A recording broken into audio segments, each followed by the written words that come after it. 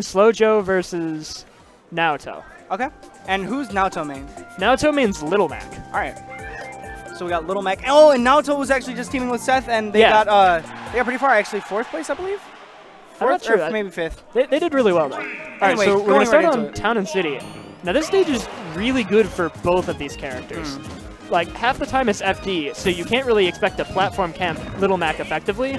But Fox is gonna kill crazy early off the top. For sure, yeah, definitely. Little Mac would much more enjoy this stage than any other stage except for FD. You know, FD's definitely Little Mac's best stage, but although honestly, I've heard some Little Macs say they even prefer this stage to FD because platform camping's not a huge issue on either one. Yep. And you're gonna be killing pretty early on this stage. Yeah, and having a confirmed like down tilt up B will definitely kill earlier on this stage than any other. So yeah, I'd say both of these players are very confident going in. Yeah, it's like a comfort pick, you know. They both kill off the top really early. Yeah, it's like, you know, I'll take you to your best stage because it's my best stage too, and I'm fine with that. And it's looking right now, Slojo just turning this percent lead around a little bit. All right, now the KO patch is online.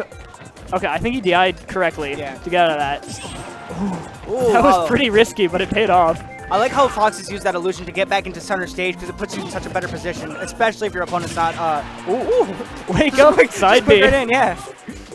All right, so that's first stock going to the C team. Slojo was doing a pretty good job. You know, at the beginning, Nato was definitely getting the percent lead, but Slojo's slowly bringing it back if he gets a good string in. Ooh, and that up tilt was smart, because if he had gone for a... and that's it. Yeah, if he had gone for a hard punish on the air dodge, then it would have gotten countered. But because it was up tilt, the counter just straight up whiffed, and he got to punish that. For sure.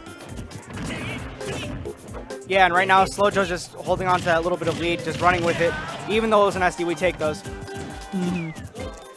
So yeah, both of these players are playing pretty patiently.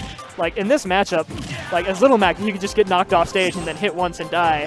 And as Fox, like you make one big mistake and Little Mac is just gonna punch you right in the face and you're taking like at least 30%. For sure, it's definitely a thing where if Slojo gets that first hit, it's gonna turn into a little bit of a the 2-frame. Jeez, that two frame just taking the. Yeah, I think there's only like a 4-frame window to hit that. So yeah, that was very nice from Naoto. But it's looking like Neutral's definitely Naoto getting that first hit, and it's just like 30% easily on the board, where Slojo has to work for it a little bit more, you know, hitting that up tilt a couple of times to get that 30%. And now Naoto's almost got the KO punch. Hitting shield also builds KO meter, so okay. Yeah, Fox is a kill percent right now. And now it's looking really bad for Slojo right now. He needs to just play as square as he can. Yeah, he kind of just got in Naoto's face and kind of threw Fox's frame data at him. Oh, missing the punish with the grab. He was definitely trying to just grab him out of the up B and throw him, seeing if he could steal a jump. All right, good grab from Naoto. Let's see if he can. Okay, yeah, he was expecting Slojo to illusion on stage, and he was so ready, but for a forward smash. Then last second, Slojo's like, wait, no, I want to go to ledge. Yeah, so that's a big thing that Foxes do whenever they're in high pressure situations. They definitely just want to illusion right onto stage, but Slojo just knowing a little bit better. And yeah, if Naoto can take this stock right now, that would be huge. Because that would mean he would have only lost one stock the entire first game, and that's a pretty huge lead for the C team. Right. At least and you also got to, at this point, oh, no, that's it. Yeah. I was going to say watch out for KO meter, but that forward tilt is just going to do it right off stage. So that, yeah, Slojo only takes one stock. And that was a pretty good first pick, I think, on Illinois C's. Right. On their behalf, you know, just put in the Little Mac, see how much work he can do. Because, yeah, I think that might have been like a read that like Illinois A is totally going to send in Slojo because he has like the best overall matchup spread. So then they're like, okay, Naoto's our best bet against Slojo, and they just sent him in. And yeah, you definitely don't want to send Ned in right away. You don't want to send in Green Beast for what we said about him playing Olimar. And you know, I don't know. I guess Tyro is just not a comfort pick, and they just like said, hey, Slojo, get in there. So yes, they're sending in Ned now, which is definitely a good idea because according to many Little Mac fans, Cloud just destroys Little Mac. Yeah, and you can kind of see that Naoto's already looking over. He's like, what am I going to do about this? Once Cloud gets you off stage, it's just going to be one nair, one backer, and that's it. Yeah, and that's why starting Naoto was such a risky pick. Because if Illinois A starts Ned, like you could easily just get 3-stocked your first game, and then you're at a huge deficit. But knowing that the other team was kind of the favorite, they're like, all right, we got to make these risky plays that could pay off hard. Yeah, for sure. And also another big thing about this too is that it's not going to go into a ledge situation right off the bat. Naoto still definitely has a chance to take 1 or even 2 stocks off of Ned right now. Oh yeah, and at this point, like, if Naoto can take 1 stock, C-Team's still in a great spot. But Ned has all the time he can work with, especially on Smashville. Oh. It's looking like he's going to stay on that platform for a hot minute, charging limit. So yeah, you might think that Little Mac's worst stage is like Battlefield or something. Battlefield or Dreamland or no. Little Mac has some platform movement. Okay, no, this. Ooh.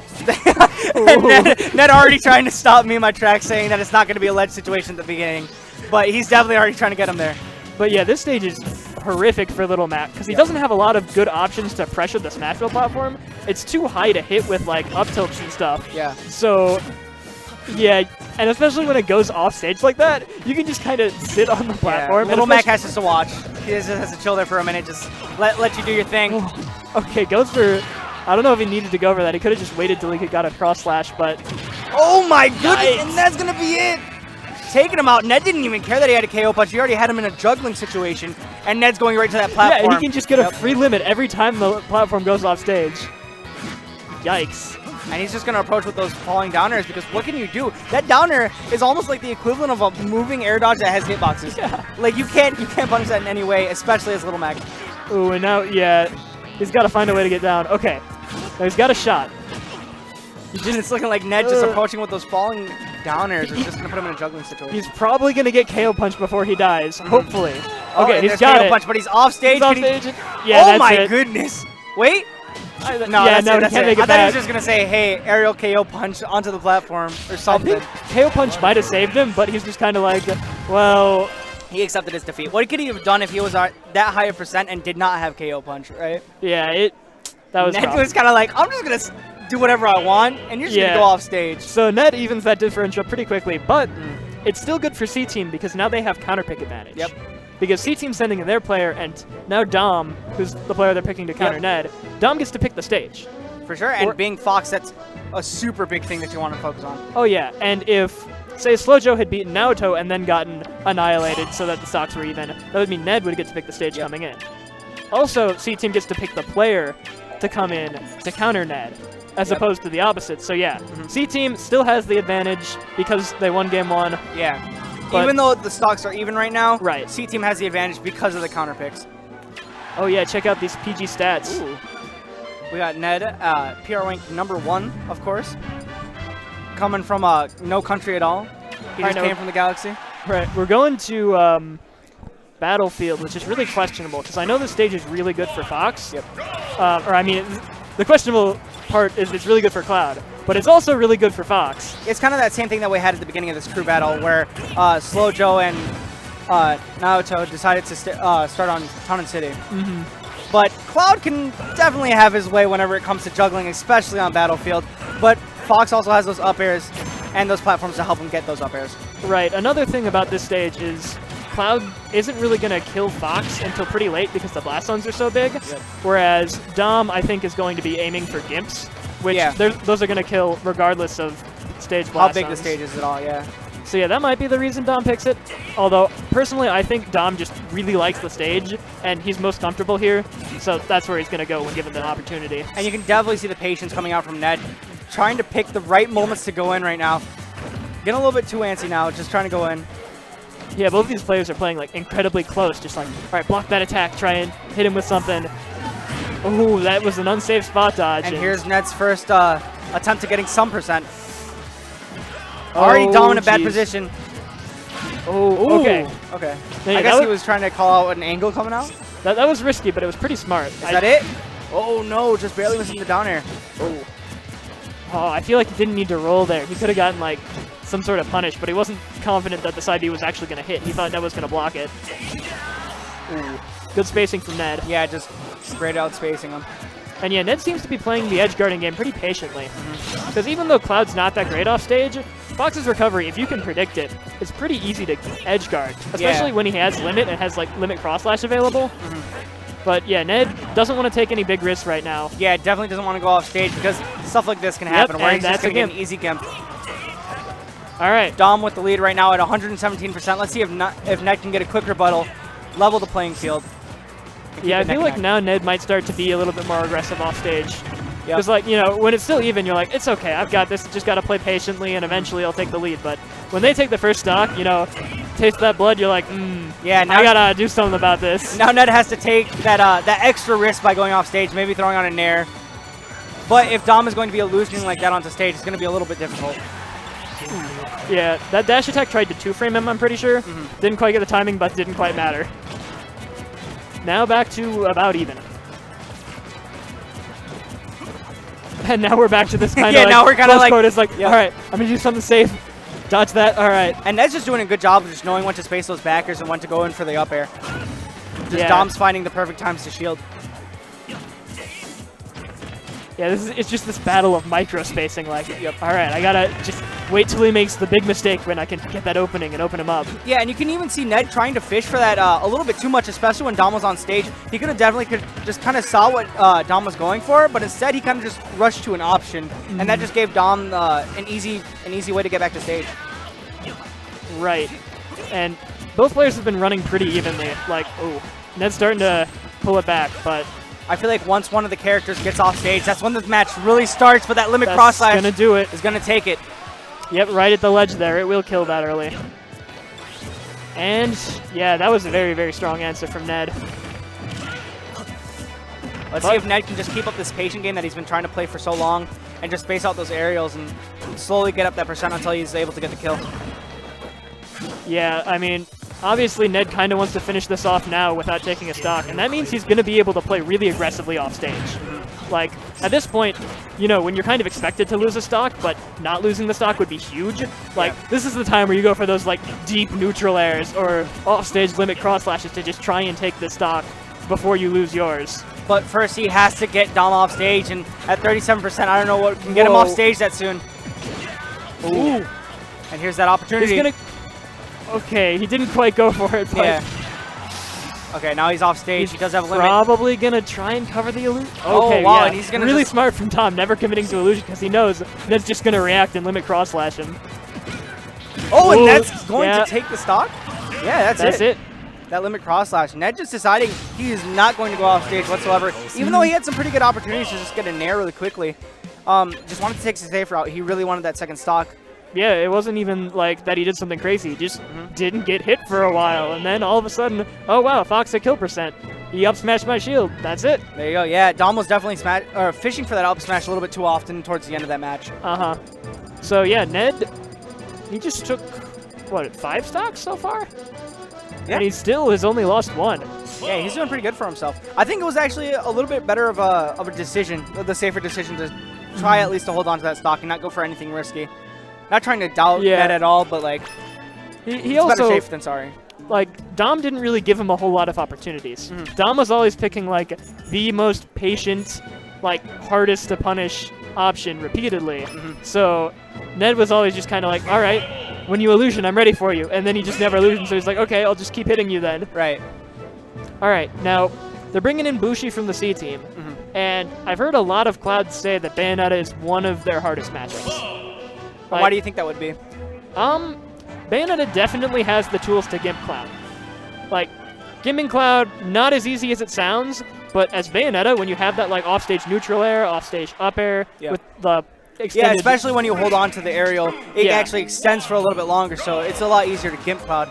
Also with like forward air and stuff, you have a lot of horizontally hitting moves, so as Cloud, it can be really hard to recover. Also, one of Cloud's biggest strengths is his ability to just put out a ton of hitboxes, but you try to do that against Bayonetta and you just get wish times. Right. But yeah, we're going to start on Town and City, which is Bushi's pick.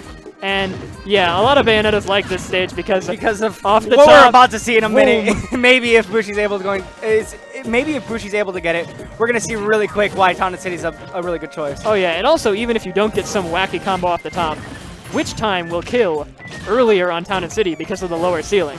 Not so much Witch Time, but the up smash that comes after it. Obviously, yeah. But yeah, so far looking pretty even. Yeah, that was a risky recovery from Bushi. As like Bayonetta has one of the best recoveries in the game, but if you can take her double jump, like she suddenly can just run out of options and fall. That's probably the best thing to note, is that it seems like Bayonetta can just go from the bottom of the blast zone to the top of the blast zone without ease, but once you take away that double jump, her recovery is pretty rough. It's mediocre. Not terrible, but it's pretty rough to get back, Edge-guardable. yeah. It's certainly to a point where you know what to do once you get that double jump right out of there. Nice Yeah, patience. Ned just like, all right, come at me, come at me. Throw the hitbox, I'll Wham. wait. Ooh. Yeah, he was waiting for Bushi to air dodge and punish it, but Bushi never bite. He never took the bait.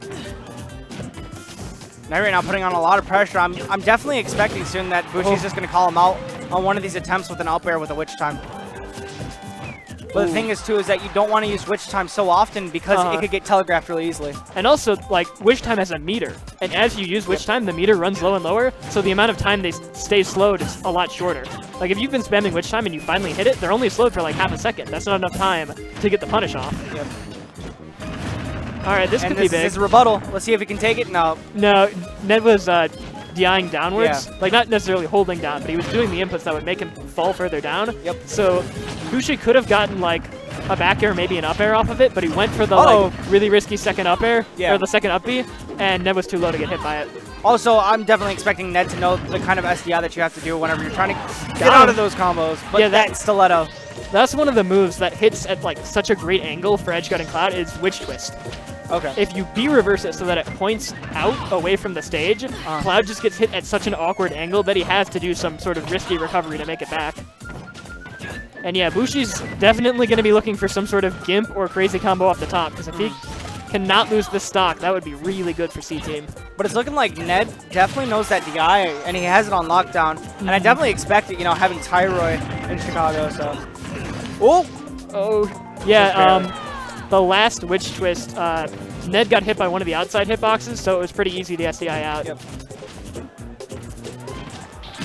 Oh, just wow, throws just it calling out. him right out, yeah. I mean, might as Doing well in that back here. situation. You don't have much to lose as Ned. Yeah, Bushi was definitely trying to go in and punish that back here, but that's always a mix we got to watch out for. You saw that one? Bushi threw him so that he popped up a little out off the edge, and then went for a charge down smash to read the air dodge. Right away. And Ned was just like, no, I'm not falling for that. Today. Ooh, but yeah, Bushi definitely does not want to lose here. That would put C-Team in a terrible, terrible position. And it's looking like he might. Nope. Spoke too soon. Oh yeah, right now I feel he like went for the spike. His best bet right now is definitely an offstage gimp. Oh, he did witch time, but Ned hit him before the active frames. So he got bat within, which just makes him get out of No, he didn't even bat within. Oh, he just got hit before it? Yeah, he just got hit. I don't think bat within works before witch time. Yeah, no, only it's after it. Oh, and there it is, the and there's bait the up works. smash, and that's going to be it. All right, so Bushi finally ends Ned's reign of terror, but at what cost? Right. Ned did take, what, 7 stocks? For sure, yeah, he did. Yikes. All right, so remaining in the reserves for A-Team will be Tyroy and Green Beast. And do you think that Green Beast is going to hop in Olimar going up against Bayonetta?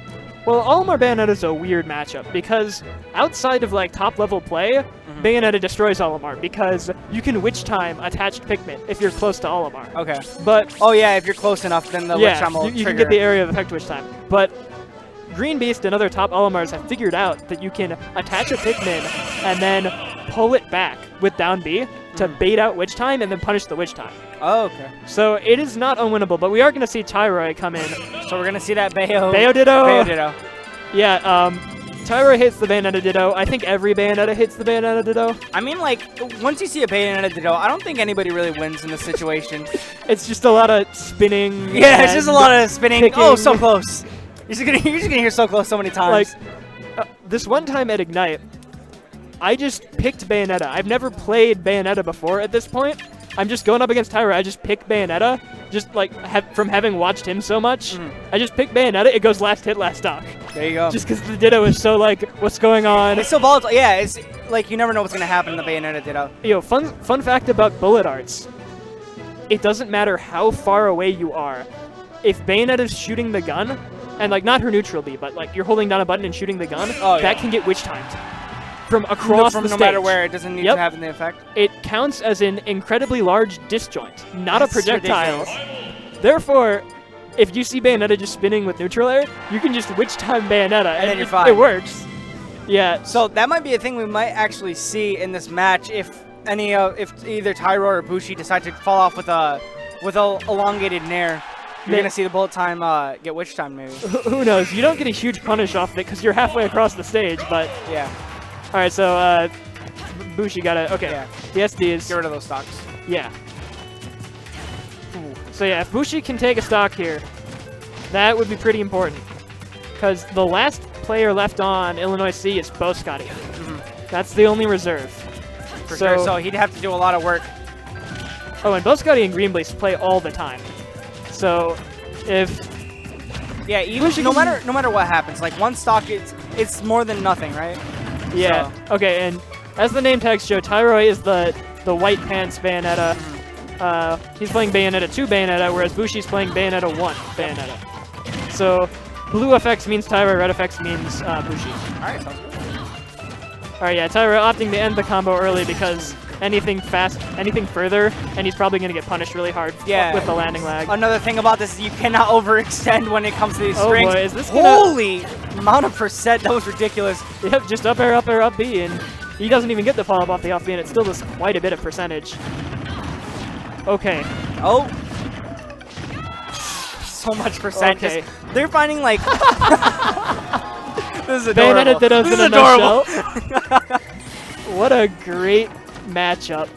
And the big thing about that I'm realizing like very quickly is that you're going to see bullet arts often because Bayonetta's pretty light and bullet arts could kill okay, and yep, early. He was in lag from using so many specials midair, yeah. so Tyra was able to just run up, grab him, toss him off the side with forward throw. It was funny for a good 30 seconds, but Tyra wasn't having it. He was like, I'm going to get a kick forward throw. I enjoyed it.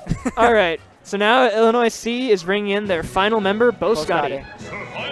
We got 6 stocks against 3 stocks. Let's see what Boscotty can do.